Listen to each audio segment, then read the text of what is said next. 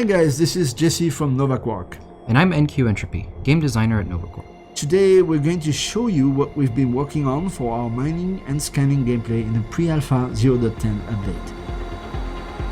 So let's get started. The first tool we're going to look at is the hand scanner. The hand scanner is essentially a proximity device that detects the closest vein of any ore type within range.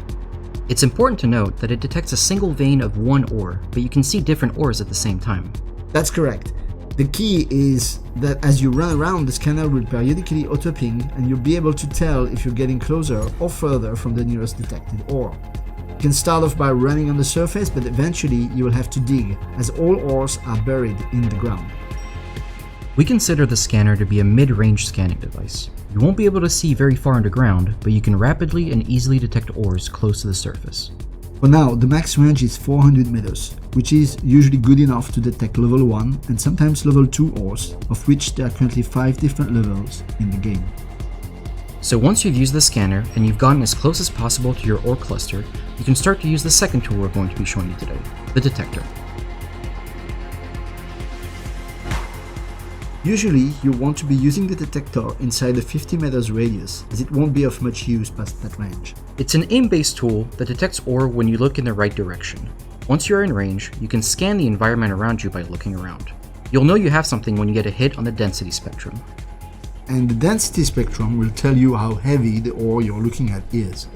The color coding is actually the same for the scanner and the detector, meaning the scanner also tells you the density of the ore you're tracking. So now that we've scanned down and detected our ore, let's talk about mining. With a new update, we now have a dedicated mining tool. When aimed at an ore, the mining tool now behaves as a channeling action that you must hold while keeping your aim at the ore. By doing so, you will grow a mining sphere, and the longer you hold it, the bigger the sphere gets. You can release this sphere at almost any time to gather the ore. The channel action is actually split into 2 periods of time while the sphere grows: unstable and stable. Unstable time can be considered as the time during which the tool warms up and is calibrating itself. During that time, you will not be able to mine. However, quickly the tool will stabilize itself and you are then free to mine however you like. One more thing. Different ores can be more or less difficult to mine. Lower level materials will be much easier to mine, as your tool can work faster. Others, however, will be much harder, and your mining sphere may grow very slowly. So we scanned it down, we detected it, now we have a bunch of ore mined in our inventory. Let's talk about getting it back topside. We've introduced what we're calling the primary container. At any time, you can walk up to a container you own and declare it as a primary container.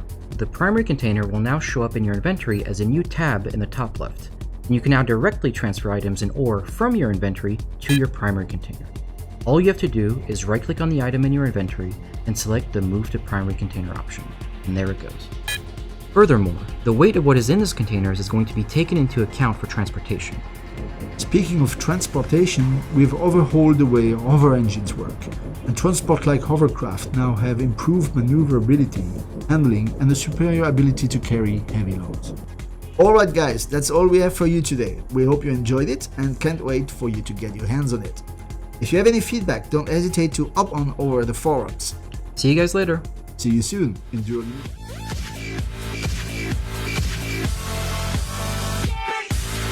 Like and share if you enjoy the video and think others might benefit from this, and of course subscribe and hit the notification button if you are new to the channel and want to be notified every time I post a video.